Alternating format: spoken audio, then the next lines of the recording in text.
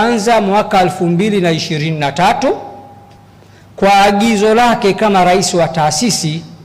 Mimi kama mkurugenzi mkuu wa taasisi nilisimama na kutangaza mwaka 2023 ya kuwa tutaozesha vijana 70.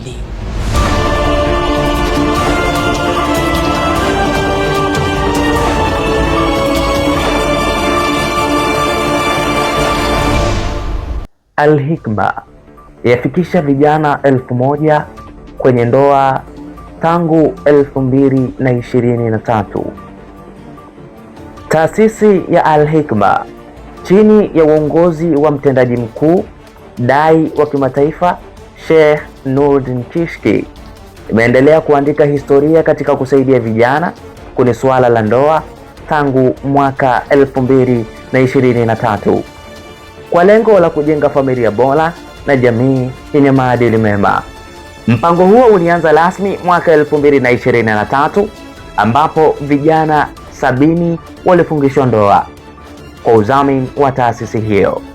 Mwaka 2024 idadi hiyo iliongezeka hadi ndoa 100, huku mwaka 2025 ukishuhudia jumla ya ndoa 200 zikiwemo ndoa 100 Tanzania na ndoa 100 Bujumbura, Burundi. Mwaka huu 2026 taasisi hiyo imefanikisha kufungisha ndoa 130 kwa pamoja.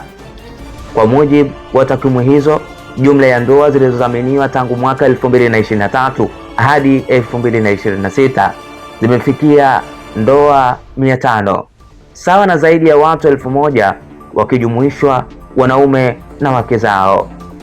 Ndoa ni msingi muhimu wa kujenga familia na jamii yenye maadili.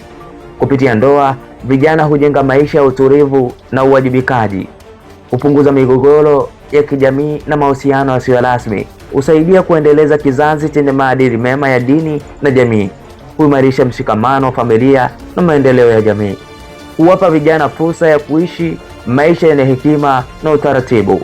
Viongozi wa dini wameendelea kusisitiza kuwa kusaidia vijana kuingia kwenye ndoa ni hatua muhimu ya kulinda maadili ya jamii na kuimarisha familia za Kiislamu.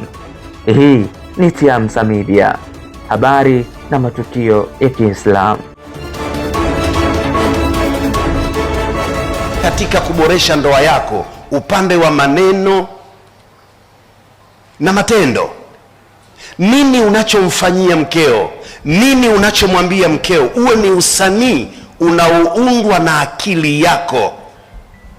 Kwa nini tunaambiwa wazee wetu? Sheikh Nuruddin amesema baba zetu na mama zetu walivumiliana mno mpaka matokeo yake wamezikana.